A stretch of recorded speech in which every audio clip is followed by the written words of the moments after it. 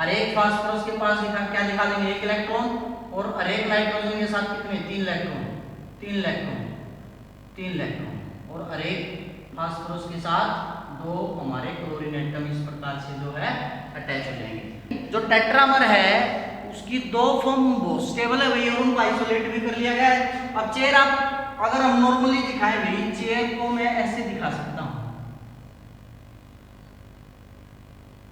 ठीक है, एक ऐसे हम इसके ऊपर बैठते हैं भाई, ये हमारी चेयर होगी। बोट फॉर्म को मैं कैसे दिखाता हूँ, बेसिकली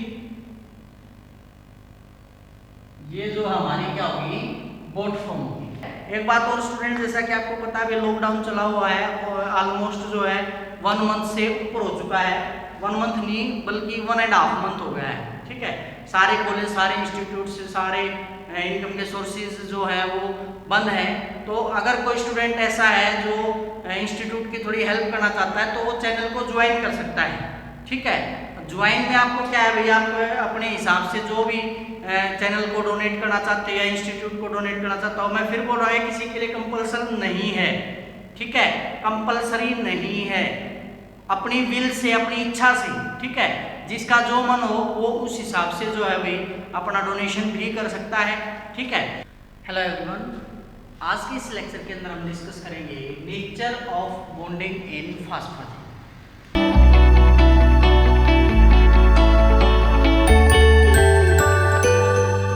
जैसा कि इससे पहले के लेक्चर्स के अंदर भाई हम सिलिकॉन्स भी कंप्लीट कर चुके हैं और फास्फोजिन भी हमारा ऑलमोस्ट कंप्लीट हो चुका है। बस हमारा क्या बचता है, नेचर ऑफ बॉन्डिंग इन फास्फोजिन, कि फास्फोजिन के अंदर किस टाइप की बॉन्डिंग होती है। लेकिन फास्फोजिन के अंदर जो किस टाइप का नेचर ऑफ बॉन्डिंग है वो समझने से पहले आपको पहले पता होना चाहिए बेसिकली बॉन्डिंग होती क्या है, कितने टाइप की होती है और किस टाइप की बॉन्डिंग कैसे बढ़ती है। तो पहले 4 या 5 मिनट के अंदर हम जो हमारा इंपॉर्टेंट है कि बॉन्ड फॉर्मेशन कैसे होनी है और किस ऑर्बिटल की ओवरलैपिंग से किस ऑर्बिटल के साथ किस टाइप की शेप का नया मॉलिक्यूल बनेगा, किस टाइप का बॉन्ड बनेगा, उसको हमने कैसे शो करना वो बात हम पढ़ेंगे। और बेसिकली जो ऑर्बिटल्स हैं उनकी शेप क्या है, किस प्रकार से वो ओवरलैप करेंगे, उसके अंदर जो हम मेन इसके अंदर बात करेंगे। तो सबसे पहले जैसा कि मैं आपको बता रहा हूँ बॉन्ड होता क्या है। अब बॉन्ड का मतलब क्या होता है, हिंदी में इसको बोला जाता है आबंध। आबंध मीन्स जोड़ने वाला, किन्हीं 2 अलग अलग मॉलिक्यूल बोल सकते हैं, एटम बोल सकते हैं, आयंस बोल सकते हैं, उनको जो आपस में बाइंड अप करता है, जोड़ता है, वो क्या कहलाता है, हमारा बॉन्ड। या फिर बोल सकते हैं the force of attraction which held the constituent particles together, ठीक है, दैट इज आवर बॉन्ड। अब बॉन्ड हमारे भी 2 टाइप के होते हैं, बॉन्ड हमारे 2 टाइप के, एक आयनिक बॉन्ड और दूसरे होते हैं हमारे कोवलेंट। जो कोवलेंट बॉन्ड है वही फर्दर हमारे 2 टाइप के होते हैं, एक प्योरली कोवलेंट बॉन्ड और दूसरे होते हैं हमारे कोऑर्डिनेट और डेटिव बॉन्ड, कोऑर्डिनेट और dative bond. Purely covalent bond further हमारे 2 टाइप के भाई, सिग्मा बॉन्ड और दूसरे हमारे भाई पाई बॉन्ड। आयनिक में फर्दर अगर हम टाइप देखें तो इंट्रामोलिकुलर या इंटरमोलिकुलर 2 अलग अलग के बीच में है तो इंटरमोलिकुलर हो जाता है और इंट्रा हो जाता है कि इन द सेम एटम, ठीक है, उसको हम डिस्कस नहीं करेंगे। यहाँ पे केवल मैं आपको बॉन्ड फॉर्मेशन बताऊंगा, इतना डिटेल में हम इसके नहीं जाएंगे, 11th का टॉपिक है वैसे। आयनिक बॉन्ड जैसा कि आपको पता है the type of bond which are formed by donation of electron by one atom and acceptance of electron by another atom, or we can say that which are formed by complete transfer of electrons, जो किससे बनते हैं हमारे complete transfer of electrons से बनते हैं, उसको क्या बोलते हैं हमें आयनिक बॉन्ड। बेसिकली इसका बेस्ट एग्जांपल आज तक आप पढ़ते आए हो NaCl, सोडियम का एटॉमिक नंबर 11, इलेक्ट्रॉन बांटेंगे हम 2 8 और 1, क्लोरीन का 17, इलेक्ट्रॉन बांटेंगे हम 2 8 और 7। जैसा कि एक रूल आता है हमारा ऑक्टेट रूल कि हर एक एटम क्या चाहता है उसके आउटर में कितने इलेक्ट्रॉन हो, 8 इलेक्ट्रॉन हो। तो इसके पास 1 और इसके पास 7, अब इसको तो कोई 7 देगा नहीं तो ये एक अपना इसको दे देगा, तो इसने अपना पूरा इलेक्ट्रॉन इसको दे दिया, तो ये क्या बन गया, पॉजिटिव, इसने ले लिया क्या बन गया Cl नेगेटिव। तो इस प्रकार से कौन से बॉन्ड की फॉर्मेशन होगी हमारी आयनिक। जबकि कोवेलेंट बॉन्ड को क्या बोला जाता है भाई, सहसंयोजी आबंध। क्या बोलते हैं इसको, सहसंयोजी आबंध। सहसंयोजी, सह मतलब साथ, संयोजी मतलब जुड़कर रहने वाले, मतलब जो बॉन्ड बनेगा उसके अंदर जो एटम्स कंबाइन होंगे वो साथ साथ रहेंगे और इलेक्ट्रॉन्स को आपस में शेयर करेंगे। ठीक है, जैसे ए और बी के बीच बॉन्ड बन रहा है तो इस बॉन्ड में एक इलेक्ट्रॉन ए का होगा और एक इलेक्ट्रॉन बी का होगा, तो ये क्या होगा हमारा बेसिकली कोवेलेंट बॉन्ड हो गया। ठीक है, अब कोवेलेंट बॉन्ड की फॉर्मेशन भी दो तरह से हो सकती है, प्योरली कोवेलेंट और कोऑर्डिनेट। प्योरली कोवेलेंट का मतलब क्या है कि 50% इसका हिस्सा होगा और 50% इसका होगा, मतलब जो कंट्रीब्यूशन है वो इक्वल होगा। तो कोवेलेंट को क्या लिख सकते हैं, which are formed by mutual sharing of electrons, which are formed by mutual sharing of electrons. Mutual का मतलब होता है बराबर की, शेयरिंग मतलब हिस्सेदारी, मतलब 50% इसका तो 50% इसका है। कोऑर्डिनेट में क्या होगा, डोनेट एक करेगा, शेयर दो करेंगे। मतलब क्या है, जैसे ए और बी है, ए के पास 2 इलेक्ट्रॉन है और इसको जरूरत है, ठीक है, इसके पास सपोज करो 6 है और इसके पास है 8। अब ऑक्टेट कंप्लीट होना चाहिए, तो ये एटम क्या करेगा, ये अपने दोनों इलेक्ट्रॉन की डेंसिटी इसकी तरफ कर देगा। मतलब ये नहीं है कि इसने डोनेट कर दिए, ये शेयर कर लेगा इसके साथ कि भाई जब तन्ने जरूरत पड़े, जब तेरे पास 8 हो जाएंगे, जब मेरे को जरूरत पड़ेगी मेरे पास 8 हो जाएंगे। ठीक है, तो ये कौन सा बॉन्ड होगा हमारा, कोऑर्डिनेट बॉन्ड। तो डेफिनेशन क्या होगी, the type of bond which are formed by donation of electron by one atom but shared by 2 atom. Donate एक करेगा, शेयर दो करेंगे, वो क्या कहलाएगा हमारा कोऑर्डिनेट और डेटिव बॉन्ड। ठीक है, अब इसकी फर्दर टाइप आती है हमारी सिग्मा और पाई बॉन्ड। ये हमारा इंपॉर्टेंट और यही हमारा टॉपिक में इस बॉन्डिंग के अंदर जो है यूज होगा। तो बेसिकली सिग्मा बॉन्ड क्या होते हैं हमारे, the type of bond which are formed by end to end overlapping. जो कैसे बोलते हैं भाई, एंड टू एंड ओवरलैपिंग है, इसको बोलते हैं हेड टू हेड ओवरलैपिंग भी बोल देते हैं। ठीक है, जैसे ये कोई हाइड्रोजन है, ये कोई हाइड्रोजन का एटम है, ये दोनों शेयर कर लेते हैं ऐसे, तो इनकी इलेक्ट्रॉन डेंसिटी को मैं कुछ ऐसे दिखा देता हूँ भाई, क्योंकि कंबाइन हो गए हैं। तो ये जो बॉन्ड बनेगा, कौन सा बॉन्ड बनेगा हमारा, सिग्मा। सिग्मा बॉन्ड को बेसिकली हम, जो सिंगल बॉन्ड होता है हमारा, वो क्या होता है, सिग्मा बॉन्ड होता है। डबल बॉन्ड जो होता है उसमें एक सिग्मा होता है और एक पाई होता है। ट्रिपल बॉन्ड के अंदर 2 पाई होते हैं और एक सिग्मा बॉन्ड होता है। दूसरी तरफ आ जाता है हमारा पाई बॉन्ड। पाई बॉन्ड क्या होता है, which are formed by side wise overlapping of orbital. जो किससे बनते हैं भाई, साइड वाइज ओवरलैपिंग से। जैसे एक ऑर्बिटल आ गया, एक दूसरा ऑर्बिटल आ गया, तो इसकी ये साइड इसके साथ ओवरलैप, ये साइड इसके साथ ओवरलैप। अब बीच वाला हिस्सा तो ओवरलैप कर नहीं पाएगा, तो ये इसके साथ ओवरलैप, ये इसके साथ। तो कैसे दिखा दिया जाता है इस ओवरलैपिंग को, जो इलेक्ट्रॉन क्लाउड है यहाँ पे दिखा दूंगा मैं, इसके इलेक्ट्रॉन क्लाउड को यहाँ पे दिखा दूंगा। अगर ओवरलैपिंग का डायग्राम बनाना तो उसको मैं ऐसे भी दिखा सकता हूँ, यहाँ पे दिखा देता हूँ। ये दोनों कर रहे हैं ओवरलैप, ये यहाँ से ओवरलैप, ये यहाँ से ओवरलैप। अब काफी स्टूडेंट्स पूछ सकते हैं, पाई बॉन्ड जब भी बनता है पहले सिग्मा बनेगा उसके बाद पाई बनेगा। ये जो बीच में है सिग्मा है और ये हमारा पाई है, ये एक ही पाई है, ये 2 पाई नहीं है भाई, क्योंकि ओवरलैपिंग इनसे बना है। ये जस्ट किसको दिखा रहा है यहाँ पर, इलेक्ट्रॉन डेंसिटी को। जो इलेक्ट्रॉन डेंसिटी है, जहां पर ओवरलैपिंग रीजन है वहां पर इलेक्ट्रॉन डेंसिटी ज्यादा है। That's why it is shown in 2 ways but it's 1 pi electron cloud. अब क्वेश्चन आता है, सर इसमें सिग्मा बॉन्ड कहां से बना? तो सिग्मा बॉन्ड के लिए मैं आपको बताता हूं। अब आपको पता है पी के 3 ऑर्बिटल होते हैं, px, py और pz।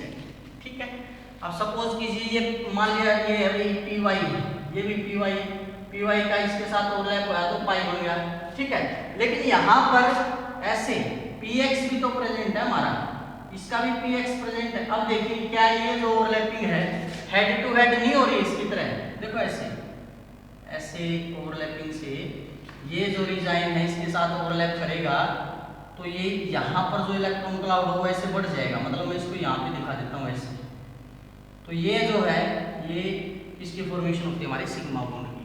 तो जो px है वो हमारा एंड टू एंड ओवरलैपिंग कर जाएगा और ये किसकी फॉर्मेशन करेगा, हमारा सिग्मा बॉन्ड। तो ये बात बहुत कम को पता होती है भाई कि ये एक्चुअल में सिग्मा बॉन्ड आया कहां से है।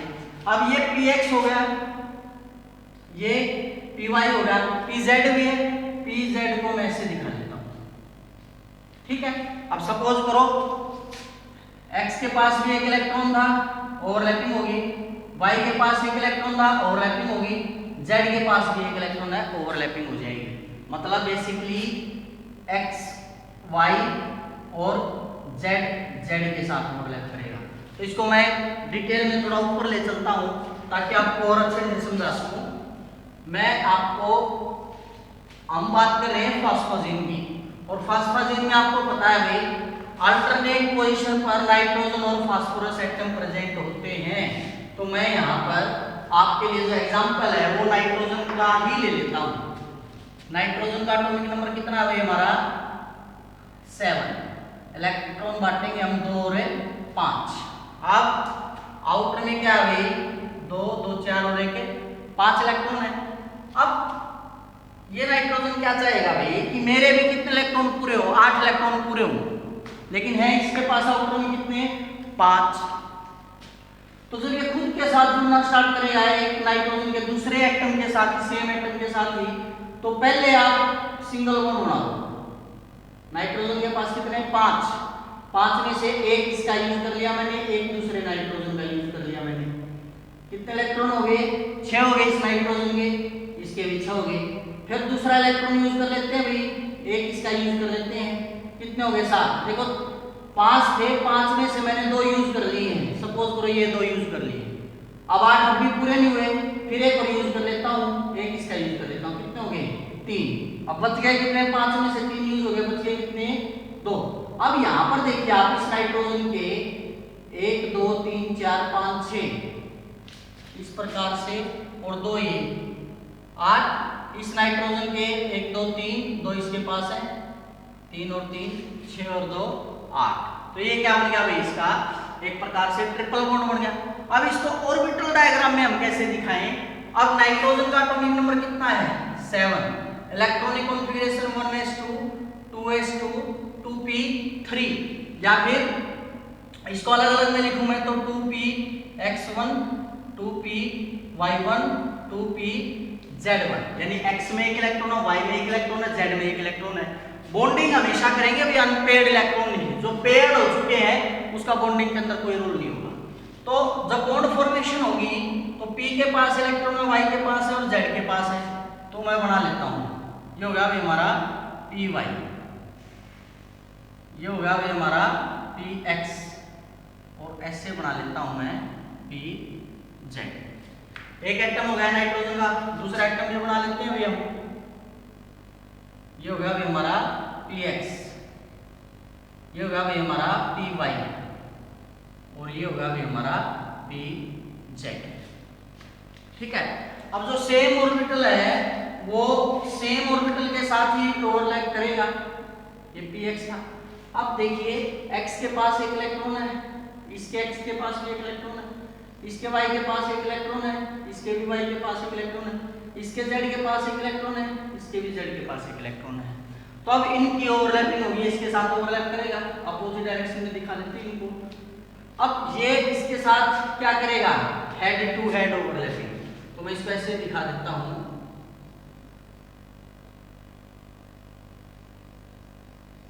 बेसिकली ये जो बॉन्ड बन गया हमारा px का, ये 2 इलेक्ट्रॉन आ गए, एक इसका इलेक्ट्रॉन एक इसका इलेक्ट्रॉन, ये मेन इलेक्ट्रॉन क्लाउड हमारा बीच में बन गया। ये हमारा यहाँ पे कौन सा बॉन्ड बन गया भाई सिग्मा बॉन्ड, ठीक है। उसके बाद py है, py अब py एक इलेक्ट्रॉन इसके पास है, एक इसके पास है, ये दोनों ओवरलैप करेंगे। अब इनमें ओवरलैपिंग कौन सी होगी साइड वाइज ओवरलैपिंग होगी भी। तो पहले क्या बना था सिग्मा, फिर क्या बन गया पाई बन गया, पाई किसके अलग बना py, और ये भी क्या है py। अब कितने इलेक्ट्रॉन हो गए आप काउंट कीजिए, नाइट्रोजन के पास कितने थे 5 आउटर में, 5 में से एक की शेयरिंग हो गए 6, एक की शेयरिंग हो गए 7, एक की बची है और एक की ऑर्बिटल बचा है pz। तो यहाँ पे pz एक ही है इसके पास, तो दिखा लेते हैं इसको, ये इसके साथ जेड के साथ ओवरलैपिंग कर लेगा। मतलब क्या बन गया, एन पहले बना single bond N, single bond N, फिर ऊपर हमारा डबल बॉन्ड आ गया, नीचे हमारा डबल बॉन्ड आ गया, मतलब पाई सिग्मा पाई। तो ये इस प्रकार से भी हमारा पाई और जो सिग्मा बॉन्ड है उसकी फॉर्मेशन होती है हमारा किसी भी कंपाउंड के अंदर। अब आप जो है आसानी से बना सकते हो उसका ऑर्बिटल डायग्राम। अब ये तो मैंने आपको बता दिया पी के केस में, क्योंकि भाई नाइट्रोजन के पास आपको पता है भाई पी ही खाली है। फिर बारी किसकी आती है, फास्फोरस की। एटॉमिक नंबर 15, इलेक्ट्रॉन बांटेंगे 2, 8 और 5। इलेक्ट्रॉन नंबर फिर 1s2, 2s2, 2p6, 3s2, 3p3, यानी 3px1, 3py1, 3pz1। और इसके पास भी जो 3d आगे वो क्या है हमारा एम्प्टी है, अवेलेबल है।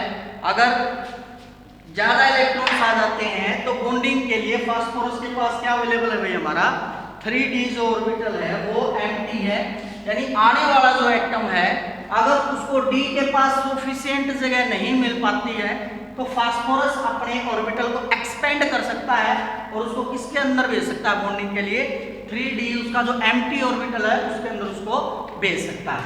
ठीक है, तो इस कारण से जो हम आगे इसकी बॉन्डिंग पढ़ेंगे वहां पर हम पढ़ेंगे इसकी p पाई d पाई बॉन्डिंग। वो कैसे होगी वो भी मैं आपको आगे बताऊंगा, लेकिन सबसे पहले हम एक बार जो d ऑर्बिटल है उसकी शेप देख लेते हैं। क्योंकि अगर आपको d ऑर्बिटल की शेप पता चल गई, d ऑर्बिटल के टाइप ऑफ ऑर्बिटल पता चल गए, तो आप जो है जो नेचर ऑफ बॉन्डिंग के लिए डायग्राम बनाने हैं, चाहे वो हमारा होमोमॉर्फिक हो चाहे वो हमारा हेटेरोमॉर्फिक हो, ठीक है, बॉन्डिंग हो एंटी बॉन्डिंग हो, आप उसको जो है आसानी से जो है बना पाओगे। ठीक है, तो d ऑर्बिटल बेसिकली क्या है भाई, d स्टैंड करता है डीजेनरेट के लिए। डीजेनरेट का मतलब होता है हमारी जिनकी एनर्जी क्या हो हमारी इक्वल हो, वो क्या है हमारा d ऑर्बिटल। अब d ऑर्बिटल 5 है भाई हमारी, ठीक है, इसकी जो शेप है भाई d की वो क्या होती है डबल डंबल, ऐसी शेप होती है इसकी, डबल डंबल शेप होती है। डबल डंबल का मतलब क्या होता है भाई, जैसे डंबल लगाते हैं ना जिम में ऐसे, वो यहाँ से गोल यहाँ से गोल, बीच से हम उसको ऐसे पकड़ लेते हैं तो डबल डंबल हम बना लेंगे। ठीक है, तो 5 होते हैं भाई, जैसे हमारे 3 एक्सिस होते हैं भाई x y और z। अब डबल डंबल के लिए आप पेयर बना लीजिए, x का y के साथ बन जाएगा पहला dxy, y का z के साथ बन जाएगा yz, z का x के साथ बन जाएगा xz। हो गया। अब स्क्वायर की फॉर्म में देख लेंगे, इसमें से इसको माइनस कर दें तो 4 टाइप बन जाएगा, मतलब dx² - y²। अब पेयर जब बन गया स्क्वायर में, हमें इसका पेयर बन गया, अकेला लेफ्ट रहेगा ये, तो इसको क्या लिख देंगे dz²। ये बस याद करने के लिए वैसे बता रहा हूँ, वैसे लिखना कोई कंपलसरी है नहीं आपको, ठीक है, वैसे जस्ट आपको आसानी से याद हो जाए ऐसे इसे आपको बता रहा हूँ। ठीक है, तो पहला क्या हमारा भाई dxy, ये xy बेसिकली हमें क्या बता रहे हैं भाई, कोऑर्डिनेट्स बता रहे हैं। कोऑर्डिनेट्स मींस कि जो ऑर्बिटल है उनका जो अलाइनमेंट अलोंग डायरेक्शन है वो किस डायरेक्शन में अलाइन कर रहा है ऑर्बिटल अपने आप को, वो बता रहा है। अब डंबल शेप हमारी कैसे होती है भाई, ये हमारी डंबल शेप, ठीक है। अब डी में क्या है, डबल डंबल है, मतलब 2 डंबल होंगे ऐसे। अब फर्क क्या है, बस इसमें वो डबल डंबल अलाइन करेंगे अपने आप को एक्स वाई ऑर्बिटल में, इसमें वो डबल डंबल अलाइन करेंगे अपने आप को वाई जेड में, यहाँ पर अलाइन करेंगे एक्स जेड में, यहाँ पर जो x का स्क्वायर उसमें से y का स्क्वायर में से, और यहाँ पर अकेला हमारा जो है z कंपोनेंट है उसके अंदर करेंगे। तो बेसिकली पहले जो 3 है उसके लिए शेप रहेगी सेम, लेकिन कोऑर्डिनेट चेंज हो जाएंगे। कोऑर्डिनेट्स मींस एक बार एक्स वाई में, एक बार वाई जेड में और एक बार एक्स जेड में। तो बेसिकली मैं इसकी शेप ऐसे बना देता हूँ, ये हमारा डबल डंबल हो गया, मैं क्या लिख दूंगा यहाँ पे D X Y. Y Z के लिए भी मैं डबल डंबल बना देता हूँ भाई, बस क्या लिख दूंगा भाई, अब मैंने वाई जेड डायरेक्शन मान लिया इसको, और एक्स जेड में मैं क्या लिख दूंगा भाई, वही सेम डबल डंबल बना देंगे और हमारा जो है वाई एक्स जेड लिख देंगे, थर्ड जो है एक्स जेड लिख देंगे। मेन है आपको इनकी शेप याद रखना। X square minus Y square में क्या होगा, आपको पता है भाई स्क्वायर जो है वो हमें प्रोबेबिलिटी ऑफ फाइंडिंग इलेक्ट्रॉन बताता है, और इलेक्ट्रॉन मिलने की जो प्रोबेबिलिटी है वो ज्यादा हो जाती है अगर हम उसका स्क्वायर ले लेते हैं। तो इलेक्ट्रॉन मिलने की जो प्रोबेबिलिटी है, अब यहाँ पर और यहाँ पर ये जो तीनों शेप बनाई है इसमें मैंने कोऑर्डिनेट्स ऐसे लेने पड़ेंगे, ठीक है, ऐसे लेने पड़ेंगे कि जो इलेक्ट्रॉन क्लाउड हो वो इन बिटवीन एक्सिस है, ठीक है। लेकिन X square minus Y square में क्या होगा भाई, प्रोबेबिलिटी ऑफ फाइंडिंग बढ़ गई, मतलब जो इलेक्ट्रॉन डेंसिटी है वो हमारा ऑन द एक्सिस आ जाएगी, मतलब उसको मैं अब की बार कोऑर्डिनेट्स ऐसे ले लेता हूं और ऐसे दिखा देता हूं, तो ये क्या होगा हमारा dx square minus Y. Same नहीं है भाई, शेप याद रखेंगे, यहाँ पर इनके बीच में इलेक्ट्रॉन क्लाउड है, यहाँ पर on the axis electron cloud है, मतलब इनकी भी शेप अगर आप सिंपलीफाई करना चाहो, अगर इस फॉर्म में दिखाना चाहो तो इस फॉर्म में अगर आप कोऑर्डिनेट्स लेते हो तो ऐसे आप एक्सिस ले लेंगे, इनके बीच में दिखा देंगे, ये क्या होगा हमारा एक्स वाई, ये क्या होगा हमारा वाई जेड, और ये क्या होगा हमारा एक्स जेड, ठीक है।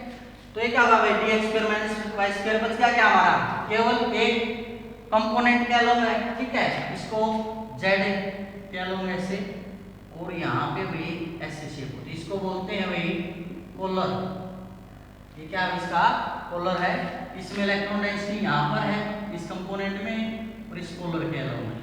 तो बेसिकली dz स्क्वायर आपका इसमें बॉन्डिंग के अंदर यूज होना नहीं है, आपका बॉन्डिंग के अंदर इनमें से जो ऑर्बिटल है वो हमारे यूज होंगे, और उसके बेसिस पर हम उसकी जो टाइप ऑफ बॉन्डिंग है किस प्रकार से होगी, फिर वो जो है हम उसको आसानी से आइडेंटिफाई कर सकते हैं, बता सकते हैं, ठीक है।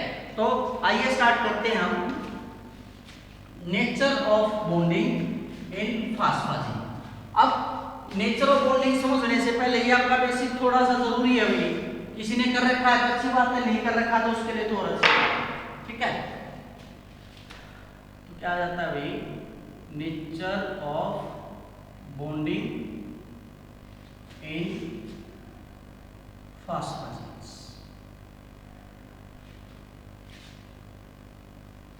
अब जैसा कि भाई आपको पता है फास्फाजीन में हमारे क्या है भाई, अल्टरनेट पोजीशन पर नाइट्रोजन और फास्फोरस एटम, तो मैं लिखूंगा, अब बहुत सारे जो फास्फाजीन है वो हम पढ़ भी चुके हैं भाई, as we have mainly studied two phosphazenes, हम जो है दो टाइप के जो फास्फाजीन्स हैं वो पढ़ते हैं, that is cyclic trimer and cyclic tetramer, जिनका फॉर्मूला क्या था भाई, NpCl टू की पावर x, वेयर ट्राइमर है तो x की वैल्यू 3 है, टेट्रामर है तो x की वैल्यू 4 है, ठीक है। अब जब इनकी स्ट्रक्चर को एनालाइज किया गया भाई, एक्स रेज इसके ऊपर डाली गई, तो ये पाया गया कि जो ट्राइमर है उसकी जो शेप है भाई वो एक प्लेनर शेप है और एक स्टेबल मॉलिक्यूल है, और टेट्रामर के ऊपर जब एक्स रेज को डाला गया तो देखा गया भाई कि टेट्रामर ट्राइमर से भी ज्यादा स्टेबल है, और उसकी शेप जो फ्लेक्सिबल है और दो अलग अलग शेप या फॉर्म के अंदर वो एग्जिस्ट कर सकता है, चेयर फॉर्म के अंदर और बोट फॉर्म के अंदर, ठीक है। तो क्या लिखेंगे हम, it has been found by the X ray study that mostly cyclic phosphagenes and its derivatives are crystalline solid and they have variation in ring shape and dimension, कि भाई जो अलग अलग फास्फाजीन्स है भाई, मोस्टली फास्फाजीन्स कैसे हैं, क्रिस्टलाइन सॉलिड होंगे। क्रिस्टलाइन क्या होते हैं भाई, जिसमें पार्टिकल्स की अरेंजमेंट जो हमारी रेगुलर होती है, ठीक है, एक ऑर्डर होता है पार्टिकल्स की अरेंजमेंट का, और वो जो शेप है भाई उसके अंदर वेरिएशन भी है, रिंग शेप और उसके डायमेंशन के अंदर भी। तो सबसे पहले हम बात करते हैं ट्राइमर के अंदर। It has been found that cyclic trimer are planar, having stable ring structure। ठीक है, तो जो ट्राइमर है भाई उसकी स्ट्रक्चर हम पहले भी पढ़ चुके हैं। ठीक है, मैंने क्या बताया था भाई, अल्टरनेट पोजीशन पर फास्फोरस नाइट्रोजन बॉन्ड होंगे, phosphorus nitrogen, phosphorus nitrogen, phosphorus nitrogen, phosphorus. Alternate पे डबल सिंगल बॉन्ड होंगे, single double single double single double, और हर एक फास्फोरस के साथ जो है हमारे मान लिया 2 क्लोरीन एटम जो है हम ऐसे, या कोई भी 2 और सब्स्टिट्यूएंट भी अटैच हो सकते हैं, जरूरी नहीं कि भी हमेशा क्लोरीन ही अटैच हो, वो अलग अलग टाइप हम पढ़ चुके हैं। अब इसकी रेजोनेटिंग स्ट्रक्चर या रेजोनेंस की बेस पर इसमें क्या दिखा सकते हैं भाई, कि ये डबल बॉन्ड इसकी बजाय यहाँ पे भी हो सकता है, ये यहाँ की बजाय यहाँ पर भी हो सकता है, और ये यहाँ की बजाय यहाँ पर भी हो सकता है। तो इसी स्ट्रक्चर को मैं कैसे दिखा सकता हूँ, P यहाँ पर डबल बॉन्ड ले लेता हूँ, N single bond P double bond N single bond P double bond N single bond P, और बाकी वही भी फास्फोरस के साथ क्लोरीन, फास्फोरस के साथ क्लोरीन, फास्फोरस के साथ क्लोरीन। ठीक है, तो इस प्रकार से भी अब डबल बॉन्ड यहाँ बनाओ या यहाँ बनाओ, इट डजंट मैटर। इसके अंदर हमारा क्या होगा, अल्टरनेट पोजीशन पर हमें क्या बनानी है, इसके अंदर जो डबल और सिंगल बॉन्ड है हमारी उसकी फॉर्मेशन होगी। दूसरी तरफ जब हम बात करते हैं भाई टेट्रामर की, टेट्रामर जैसा कि मैंने बताया भाई इसके कंपैरिजन में जो है वो ज्यादा स्टेबल होता है, और उसकी जो स्ट्रक्चर है, जो रिंग है वो भी ज्यादा फ्लेक्सिबल है ट्राइमर के कंपैरिजन में। ठीक है, तो इसके अंदर हम क्या लिखेंगे भाई, whereas tetramer is more stable and have more flexibility, tetramer is a more stable and have more flexibility, या more flexible भी लिख सकते हैं, more flexible structure than trimer। तो ट्राइमर के कंपैरिजन में भाई ये ज्यादा स्टेबल भी है और इसकी स्ट्रक्चर जो ज्यादा फ्लेक्सिबल भी है। ठीक है, तो क्या होगा भाई, in tetramer alternate phosphorus and nitrogen atoms with 2 chlorine atom on each phosphorus atom having puckered ring, P-U-C-K-E-R-E-D, puckered ring structure। एक भाई पकड़ रिंग की तरह जो है इसकी स्ट्रक्चर होगी। अब यहाँ पर आ जाता है भाई हमारी जो पकड़ रिंग है उसका क्या मतलब होता है। पकड़ का मतलब होता है भाई कि कोई चीज कॉम्पैक्ट या कम जगह में ज्यादा से ज्यादा अरेंज हो जाना और एक रिंग की तरह उसकी फॉर्मेशन हो जाए, that is basically called as our puckered structure. ठीक है, अब वो जो पकड़ रिंग है उसमें भी जो एटम्स है भाई वो दो तरह से अरेंज हो सकते हैं, एक तो चेयर फॉर्म में और एक बोट फॉर्म में। अब ये चेयर फॉर्म बोट फॉर्म क्या है वो देखिए, it have different type of arrangement of conformations, की अलग अलग टाइप की जो है कन्फर्मेशंस होंगी, and out of them chair and boat, chair and boat conformations have been isolated, इनको जो है वही सेपरेट कर भी लिया गया। वैसे तो बहुत सारी कन्फर्मेशन है, लेकिन उनमें से जो मेन है वो किसको आइसोलेट कर लिया गया है, आपका चेयर और बोट फॉर्म के। अब चेयर का मतलब आपको पता है भाई, हमारी कुर्सी, और बोट क्या होती है भाई, हमारी नाव। यानी जो टेट्रामर है उसकी दो फॉर्म बहुत स्टेबल है भाई, और उनको आइसोलेट भी कर लिया गया है। अब चेयर आप अगर हम नॉर्मली दिखाएं भाई, चेयर को मैं ऐसे दिखा सकता हूं, ठीक है, एक ऐसे हम इसके ऊपर बैठते हैं भाई, ये हमारी चेयर होगी। बोट फॉर्म को मैं कैसे दिखाता हूँ भाई, बेसिकली ये जो हमारी क्या होगी, बोट फॉर्म होगी। अब चेयर फॉर्म, बोट फॉर्म, ये क्या है, कैसे इसकी स्ट्रक्चर बनानी है वो आप देख लीजिए। इसके अंदर बेसिकली होना तो क्या है, ये चीज आपकी चलेगी भाई अल्टरनेट पोजीशन पर भाई, हमारे जो फास्फोरस और नाइट्रोजन एटम्स हैं वो अरेंज रहेंगे ही रहेंगे।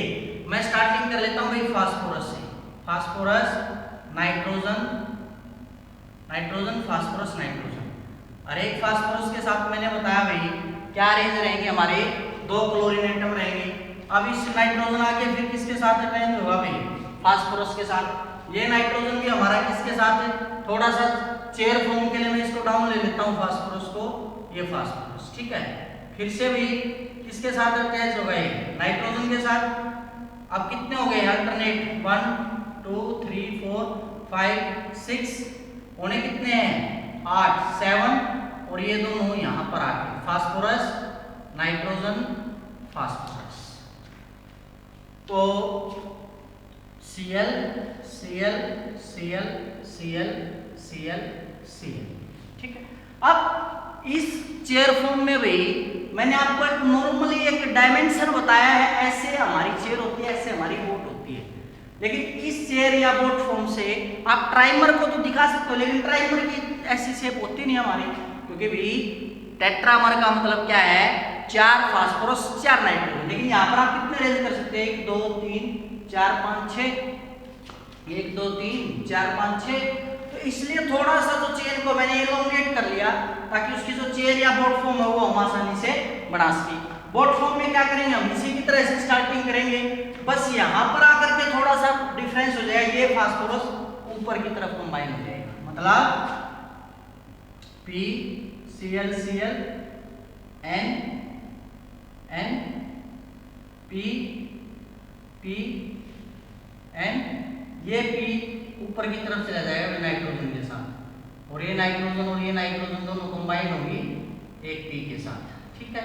और इस P के साथ हमारे 2 Cl। अब आप देखिए बेसिकली 1 2 3 4 फास्फोरस हो गए हैं, 1 2 3 4 नाइट्रोजन हो गए, तो ये थोड़ी सी ऊपर की तरफ चली गई, इसलिए इसको क्या बोल दिया गया भाई, बेसिकली बोट फॉर्म बोल दिया गया है, ठीक है।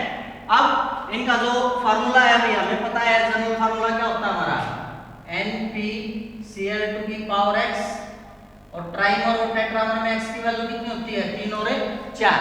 लेकिन क्या हो अगर x की वैल्यू 3 और 4 से क्या चली जाए भाई, ज्यादा चली जाए। अगर x की वैल्यू 3 या 4 है तो जो शेप होगी, उसकी स्ट्रक्चर होगी बेसिकली वो रहेगी हमारी प्लेनर। लेकिन अगर वो 4 से एक्सीड कर जाती है वैल्यू, तो वो हमारा नॉन प्लेनर हो जाएगा, ठीक है। तो क्या लिखेंगे, इरेज कर लेता हूं मैं इसको,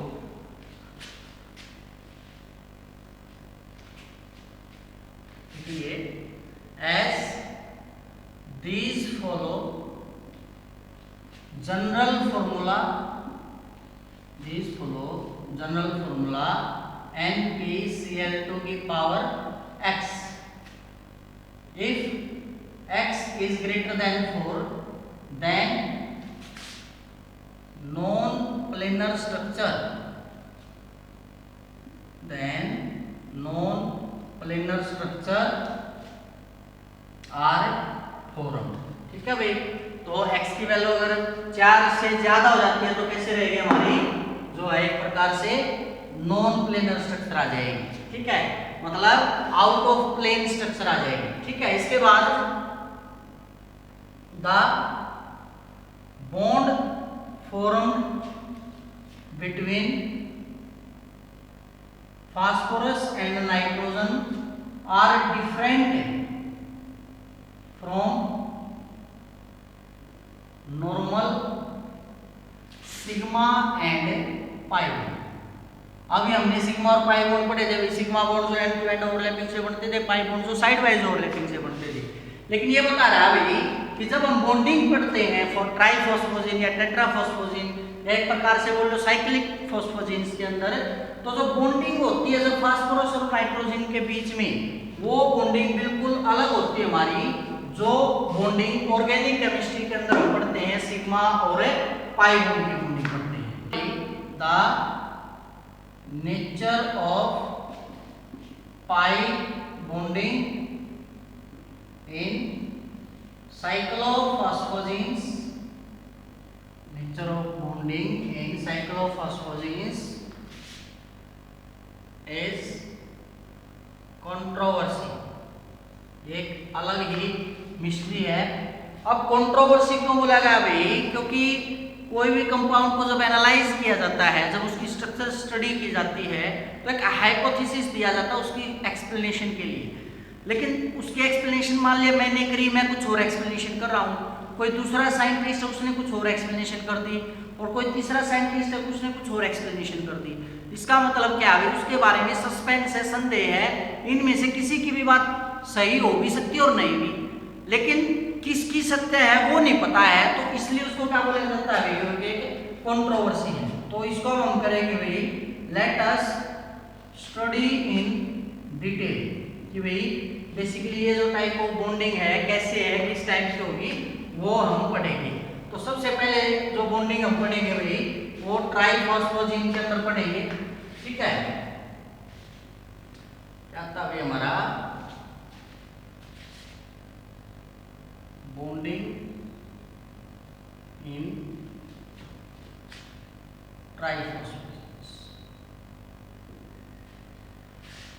अब ट्राइफॉस्फोजिन्स में भाई हम पहले ही पढ़ चुके हैं, जितने भी फास्फोरस है भाई उसमें alternate P and double bond होते हैं, ठीक है? As we have studied in all phosphazene. All phosphazenes का मतलब क्या भाई? ब्रैकेट में हम लिख देंगे चाहे वो साइक्लिक है चाहे वो चेन फॉर्म है, साइक्लिक और chain, have unsaturated groups, have unsaturated groups. Unsaturated groups में क्या होगा भाई? हमारी जो स्ट्रक्चर है क्या थी? एन डबल बॉन्ड पी, दो हमारे बॉन्ड है एन का इसके साथ है, यहाँ पर दो हमारे हेलोजन और कोई एक कंपाउंड अटैच है। तो अनसैचुरेटेड ग्रुप क्यों बोला गया? क्योंकि यहाँ पे क्या है हमारा डबल बॉन्ड, डबल और ट्रिपल बॉन्ड जिसके अंदर होता है उसको हम अनसैचुरेटेड बोलते हैं। तो अनसैचुरेटेड ग्रुप्स इसके अंदर क्या है भाई? जो नाइट्रोजन है वो कोऑर्डिनेट किए हुए है फास्फोरस के साथ, it has two nitrogen coordinated, it has two nitrogen coordinated with a phosphorus atoms, ठीक है? अब नाइट्रोजन ने इसके साथ भाई हमारा क्या बना रखा है? डबल बॉन्ड बना रखा है, as to coordinate an atoms and for coordinate phosphorus atoms। तो बेसिकली इसके अंदर क्या हो रहा है भाई? हमारे दो तो नाइट्रोजन और चार फास्फोरस के कोऑर्डिनेट्स हैं, phosphorus atoms,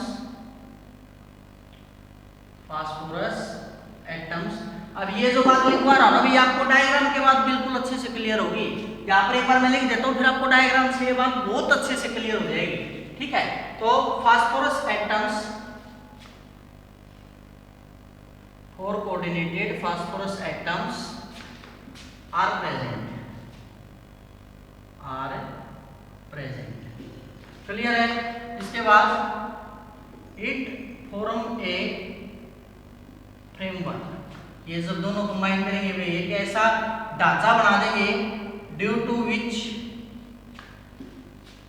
to electrons of nitrogen atom out of 5 electrons and 4 electrons of phosphorus atom out of 5 electrons। Nitrogen का एटॉमिक नंबर 7, 2 और 5, 5 में से 2 इलेक्ट्रॉन गई और फास्फोरस का 15, 2, 8 और 5 में से 4 गई। तो क्या बोले आ गई इस फ्रेमवर्क के अंदर 2 जो इलेक्ट्रॉन है नाइट्रोजन एटम के 5 में से और 4 जो इलेक्ट्रॉन है फास्फोरस के 5 में से वो कोऑर्डिनेट करेंगे, मतलब वो बॉन्डिंग करेंगे। यहाँ पे कोऑर्डिनेट बॉन्ड के लिए नहीं है, यहाँ पे कोऑर्डिनेट का मतलब है जुड़ा हुआ, ठीक है। तो नाइट्रोजन के 2 कोऑर्डिनेशन में चले जाएंगे और फास्फोरस के 4 चले जाएंगे। अब इससे होगा क्या, नाइट्रोजन के 2 चले गए तो बचे कितने, 3, फास्फोरस के 4 चले गए तो बचा कितना, 1। तो इससे रिजल्ट क्या होगा भाई, जो नाइट्रोजन फास्फोरस बॉन्ड बनेंगे उसमें नाइट्रोजन के पास 3 अनपेयर्ड इलेक्ट्रॉन होंगे और फास्फोरस के पास हमारा 1 जो है अनपेयर्ड इलेक्ट्रॉन होगा, ठीक है। तो out of 5 electrons are used, 5 में से कितने यूज कर लिए जाते हैं, 4 यूज कर लिए जाते हैं भाई, ठीक है। अब उससे होगा क्या, in bond formation and form sigma bond, और वो क्या बना लेते हैं भाई, sigma bond. Hence 3 electrons on nitrogen atom and 1 electron from phosphorus atom. तो 3 इलेक्ट्रॉन आ गए नाइट्रोजन से और 1 इलेक्ट्रॉन आ गया फास्फोरस से। आर रिमेन विदाउट बॉन्डिंग, वो क्या नहीं करेंगे वे किसी के साथ बॉन्डिंग नहीं करेंगे। आर रिमेन विदाउट बॉन्डिंग और लेफ्ट ऑन दीज एटम्स। तो इसकी स्ट्रक्चर को कैसे बना देंगे भी हम, बेसिकली अब नाइट्रोजन 2 और 5, फास्फोरस 2, 8, 5, इसमें से भी 2 बॉन्डिंग में चले गए, 3 अनपेयर्ड, इसमें से 4 बॉन्डिंग में चले गए, 1 अनपेयर्ड। तो जो बॉन्डिंग होगी उसमें नाइट्रोजन के पास 3 रह गए। अब ये नाइट्रोजन है भाई, 2 हमारे बॉन्डिंग चले गए, मान लिया बॉन्डिंग होगी, और जो 3 इलेक्ट्रॉन है भाई 1, 2, 3, ये क्या रह गए, नॉन बॉन्डिंग। सिमिलर केस में फास्फोरस के पास भी 4 तो बॉन्डिंग में चले गए, 1, 2, 3, 4, 5, ये 5 है। इन 5 में से 4 बॉन्डिंग में चले गए, ठीक है। तो एक जो बचेगा हमारा, जो एक ऑर्बिटल हम दिखा देंगे, वो बेसिकली क्या बच जाएगा भाई हमारा, जिसने किसके अंदर हिस्सा नहीं लिया, बॉन्डिंग के अंदर जो है हिस्सा नहीं लिया, ठीक है। अब इस शेप के अंदर क्या होगा भाई हमारा, जो 3 इलेक्ट्रॉन है वो तो बॉन्डिंग में चले गए। शुरुआत में मैंने दिखा दिया भाई 5 इलेक्ट्रॉन, नाइट्रोजन के आउटर में 5 है और फास्फोरस के भी आउटर में 5 है। इसमें से नाइट्रोजन कितने यूज करेगा, 2, फास्फोरस 4, बचेगा कितना नाइट्रोजन के पास, 3 बच जाएंगे और उसके पास कितने बच जाएंगे हमारा, 1 बच जाएगा। तो कैसे दिखा देंगे इसको, N यहाँ पे 3 इलेक्ट्रॉन, डबल बॉन्ड P और 1 इलेक्ट्रॉन, इस प्रकार से। तो नाइट्रोजन के पास हमारे 3 हो गए भाई और फास्फोरस के पास हमारा 1 हो गया, बल्कि डबल की बजाय है ना यहाँ पे सिंगल दिखा लेते क्योंकि 2 बॉन्ड यहाँ पे दिखा दिए मैंने। तो फास्फोरस के 4 हो गए, 1 अनपेयर्ड, नाइट्रोजन के 5 हो गए, 5 में से 3 हमारे अनपेयर्ड हो गए, ठीक है। अब इसके अंदर क्या होगा, हम क्या अंदाजा लगा सकते हैं, 3 इलेक्ट्रॉन तो रह गए नाइट्रोजन के ऊपर, फास्फोरस के ऊपर, तो क्या लिखेंगे,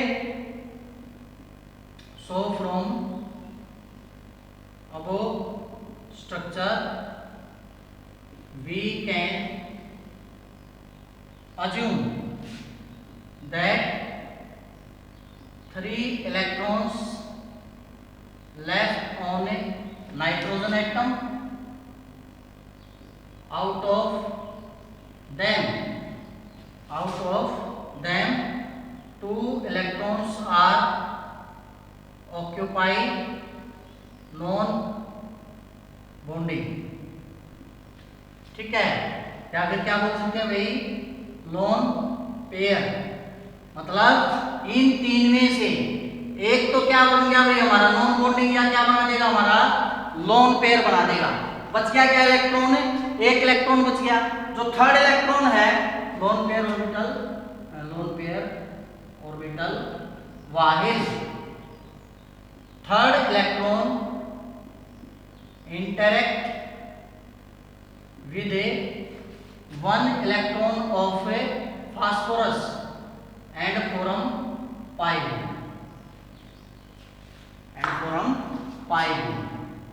मतलब ये जो एक इलेक्ट्रॉन बच गया ना भाई नाइट्रोजन का, अब ये पाई बॉन्ड बनाएगा इस फास्फोरस के एक बॉन्ड के अंदर। तो इस तरह से आप दिखा सकते हो भाई हमारा क्या बन गया यहाँ पर पाई बॉन्ड बन गया है। तो ये जो बॉन्डिंग है उन दूसरे केसेस से जो हमारी डिफरेंट है, ठीक है। अब इसकी स्ट्रक्चर कैसे बनेगी भी ट्राइमर की, वो हम देख लेते हैं। नाइट्रोजन है, नाइट्रोजन के साथ फास्फोरस, और एक फास्फोरस के साथ हमारा Cl अब इसमें तो 6 ही है भाई। आगे फिर किसके साथ नाइट्रोजन, फिर से क्या फास्फोरस। अब जरूरी नहीं आप यहाँ पे P यहाँ पे भी ले सकते हो आप, फिर ऐसे चल पड़ेगा NPN इस प्रकार से चल पड़ेगा। और एक फास्फोरस के साथ 2 क्लोरीन एटम हमारे। अब इस स्ट्रक्चर के अंदर आपको बॉन्ड एंगल जरूर याद होना चाहिए। अभी यहाँ पर जो बॉन्ड एंगल बनता है वो बनता है हमारा 118.4 डिग्री का, मतलब NPN, ठीक है। ये जो एंगल है PNP, ये जो बॉन्ड एंगल बनता है हमारा, ये बनता है लगभग 121.6 डिग्री। अगर किसी को एग्जैक्ट याद ना रहे तो 120 डिग्री भी याद कर सकता है, ठीक है। ये जो एंगल है भाई हमारा ClPCl, ये बनता है भाई हमारा 108 डिग्री का, ठीक है। तो अगर इसकी मैं रिंग फॉर्म स्ट्रक्चर बनाऊंगी, फास्फोरस नाइट्रोजन फास्फोरस, और एक फास्फोरस के पास क्या दिखा देंगे एक इलेक्ट्रॉन, और एक नाइट्रोजन के साथ कितने 3 इलेक्ट्रॉन, और एक फास्फोरस के साथ 2 हमारे क्लोरीन एटम इस प्रकार से जो है अटैच हो जाएंगे। तो बेसिकली ये क्या हो गई भाई हमारी प्राइमर की स्ट्रक्चर। अब जब इन स्ट्रक्चर के बारे में भी एक्सरे स्टडी की गई तो कुछ फैक्ट्स निकल के आया, कुछ डाटा निकल के आया। वो डाटा भाई कई बार एग्जाम में पूछ लिया जाता है, या फिर आपसे जो बॉन्डिंग पूछी जाती है उसके अंदर उस डाटा का जो जिक्र है वो कर दिया जाता है, आपसे मांग लिया जाता है, ठीक है। तो लिखेंगे हम फैक्ट्स ऑफ एक्सरे स्टडीज, कि जो एक्सरे स्टडीज हमारी हुई है उसके क्या फैक्ट्स हैं। सबसे पहला तो हमने पढ़ भी लिया है भाई कि जो रिंग बढ़ती है भाई ट्राइमर के केस में वो हमारी क्या होती है, ज्यादा स्टेबल होती है, ठीक है। तो क्या लिखेंगे, rings and chains formed are more stable in phosphazenes, कि जो फॉस्फोजिन्स है भाई उनके केस में जो हमारी रिंग बढ़ती है, चेन बढ़ती है, वो ज्यादा स्टेबल होती है। सेकंड है भाई हमारा skeletal inter atomic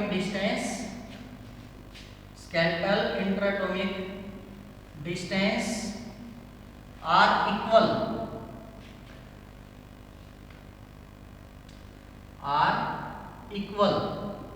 unless have different substituent on phosphorus atom। अब इस बात को समझिए भी, सपोज कीजिए जो चेन बन रही है हमारी फास्फोरस नाइट्रोजन फास्फोरस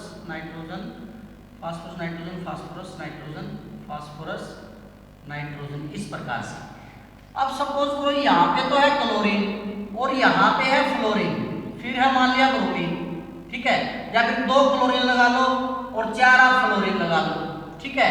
तो इस केस में हमारा क्या होगा भाई, इनके बीच का जो इंटर इलेक्ट्रॉनिक डिस्टेंस है वो क्या हो जाएगा भाई, डिफरेंट हो जाएगा। लेकिन अगर सेम सब्स्टिट्यूएंट अटैच है, यहाँ पे भी Cl है भाई, इस फास्फोरस के साथ भी Cl है, इस फास्फोरस के साथ भी 2 Cl है, सेम सब्स्टिट्यूएंट अगर अटैच है तो इंटर इलेक्ट्रॉनिक डिस्टेंस क्या रहेगा, सेम। तो इसने क्या बोला है, skeletal inter atomic distance are equal कि जो इनके बीच के इंटरइलेक्ट्रॉनिक डिस्टेंस है वो सेम होते हैं, अनलेस कब तक, जब तक different substituent on phosphorus atom नहीं होंगे। मतलब जैसे ही डिफरेंट सब्स्टिट्यूएंट फास्फोरस एटम के पास आ जाएंगे, इनके बीच के जो इंटरएटॉमिक डिस्टेंस है वो हमारा क्या नहीं रहेगा भाई, इक्वल नहीं रहेगा। ठीक है। थर्ड, अब ये जो बॉन्ड लेंथ बन रही है भाई, फास्फोरस नाइट्रोजन, फास्फोरस नाइट्रोजन ऐसे लिख लो, इसका ऐसे लिख लो, phosphorus nitrogen, phosphorus nitrogen, phosphorus nitrogen, phosphorus. ये जो बॉन्ड लेंथ जितनी एक्सपेक्ट की गई थी उतनी नहीं मिली। मतलब जो फास्फोरस नाइट्रोजन का जो सिग्मा बॉन्ड बनता है या वो बॉन्ड फॉर्मेशन होती है, वो बॉन्ड लेंथ जो एक्सपेक्टेड बॉन्ड लेंथ है उसके सिमिलर नहीं आई। तो क्या लिखेंगे, the expected bond length, the expected bond length between phosphorus nitrogen is shorter than single covalent bond. जो हमारा सिंगल कोवलेंट बॉन्ड की जो बॉन्ड लेंथ होती है उसके कंपैरिजन में फास्फोरस नाइट्रोजन की जो बॉन्ड लेंथ है भाई वो हमारी क्या है, शॉर्टर है। कितनी है, इट इज अबाउट 158 पिकोमीटर। कुछ एक केसेस में 160 भी आ सकती है, लेकिन इससे ज्यादा नहीं आ सकती भाई। ठीक है। तो ये जो बॉन्ड लेंथ है, जो सिंगल कोवलेंट बॉन्ड होता है उसके कंपैरिजन में क्या है, छोटी है। ठीक है। फोर्थ में, फोर्थ आ जाता है आपका जो अभी हमने डायग्राम बना था, मैं एक बार दोबारा बना देता हूँ। उसका जो bond length nitrogen phosphorus, phosphorus nitrogen, nitrogen phosphorus, ये बॉन्ड लेंथ थी हमारी 118.4 डिग्री। ये बॉन्ड एंगल था हमारा 121.6 डिग्री। ये जो बॉन्ड लेंथ एंगल था हमारा 108 डिग्री था। तो फोर्थ पॉइंट में हम ये बॉन्ड एंगल जो है इनके बारे में बता सकते हैं। ठीक है। तो क्या लिखेंगे भाई, these have different skeletal bond angles। इनके बीच के जो बॉन्ड एंगल्स हैं भाई वो सब के सब क्या है, ऑलमोस्ट डिफरेंट है। ठीक है। और अगर एक ओवरऑल देखिए, ये 121 अभी अगर ओवरऑल देखिए इक्वल टू वो कितना है हमारा 120 डिग्री। मैंने बोला था अगर ये याद ना हो तो आप अप्रोक्स कितना याद कर सकते हो, 120। ठीक है। जबकि दूसरी तरफ अगर बात करें पीएनपी बॉन्ड एंगल की, यानी phosphorus nitrogen phosphorus, PNP, PNP bond angle कितना भाई, PNP bond angle is 121.6 degree and NPN bond angle कितना है भाई, bond angle is 118.4 degree and CL bond angle यानी क्लोरीन फास्फोरस क्लोरीन वो कितना है भाई, इज 108 डिग्री, 108 डिग्री। ठीक है। फिफ्थ पॉइंट जब इसकी स्टडी की हुई, इसकी प्रॉपर्टीज के बारे में पढ़ा गया तो ये पाया गया भाई जो नाइट्रोजन एटम प्रेजेंट है हमारा फॉस्फोजिन्स के अंदर वो वीकली बेसिक है। ठीक है। तो इसमें क्या लिखेंगे, nitrogen atoms are weakly basic, weakly basic and form coordinate. Nitrogen atoms are weakly basic and form coordinate complex, coordinate complex when electron releasing group, releasing या क्या बोल सकते हो भाई, डोनेटिंग ग्रुप इज प्रेजेंट। अगर इलेक्ट्रॉन डोनेटिंग ग्रुप होता है तो ये कैसा हो जाता है भाई, वीकली बेसिक हो जाता है। ठीक है। सिक्स्थ में इसके ऊपर जो है किसी प्रकार का कोई स्पेक्ट्रल इफेक्ट नहीं देखा गया ऑर्गेनिक पाई इलेक्ट्रॉन सिस्टम के अंदर जो होता है, no spectral effect is seen which are associated with a pi electron system in organic compounds। कि ऑर्गेनिक कंपाउंड्स के अंदर भाई जहां पर भी हमारा पाई इलेक्ट्रॉन सिस्टम इंक्लूड होता है वहां पर वो कंपाउंड क्या शो करता है, कुछ स्पेक्ट्रल प्रॉपर्टीज शो करता है, कुछ स्पेक्ट्रल इफेक्ट शो करता है। अब स्पेक्ट्रल इफेक्ट क्या, स्पेक्ट्रोस्कोपी जिसे हम बोलते हैं, उसमें मैटर की इंटरेक्शन को स्टडी करते हैं, लेकिन ये कंपाउंड जो है भाई ऐसा कोई भी जो इफेक्ट है वो शो नहीं कर रहे थे। ठीक है। और सेवंथ था भाई हमारा these are not easy to reduce electrochemically. इनको भी रिड्यूस करना भी जो है इतना आसान नहीं है जितना हम दूसरे कंपाउंड्स को रिड्यूस कर सकते हैं। क्लियर है। तो ये हमारे कुछ फैक्ट्स थे एक्सरे स्टडीज के। उसके बाद जैसे पी पाई बॉन्डिंग या डी पाई बॉन्डिंग का जो कॉन्सेप्ट है वो आप अपने आप भी कर सकते हो, लेकिन फिर भी अगर आपको समझ में नहीं आता तो आप कमेंट करके बता दें, मैं वो भी आपको समझा दूंगा। नहीं तो अदरवाइज शुरुआत में जो मैंने आपको डी की कैसे शेप है, पी के साथ कैसे ओवरलैपिंग है, अगर आपको pi bond formation, sigma bond formation समझ में आ जाती है तो आप आसानी से जो है इसको समझ पाओगे। ठीक है। तो आज के लेक्चर के अंदर इतना ही। अगर आपको आगे की बॉन्डिंग ना समझ में आए तो कमेंट में मुझे बता दीजिएगा। बस एक छोटा सा लेक्चर 15-20 मिनट का बनेगा। आई थिंक वैसे तो जरूरत पड़ेगी नहीं, ये बॉन्डिंग आपको समझाने के बाद आप इजीली कर पाओगे। फिर भी अगर किसी स्टूडेंट को ऐसा होता है नहीं सर नहीं समझ में आ रहा बुक से, तो आप कमेंट करके बताएं, मैं वो जो नेक्स्ट लेक्चर है कल ही आपके लिए लेकर के आ जाऊँगा। तो आज के लेक्चर के अंदर इतना ही। Thank you.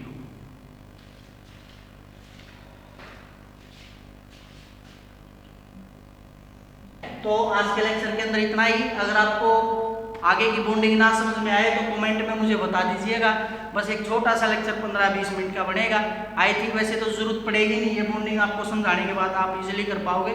फिर भी अगर किसी स्टूडेंट को ऐसा होता है नहीं सर नहीं समझ में आ रहा बुक से, तो आप कमेंट करके बताएं, मैं वो जो नेक्स्ट लेक्चर है कल ही आपके लिए लेकर के आ जाऊँगा। तो आज के लेक्चर के अंदर इतना ही। Thank you.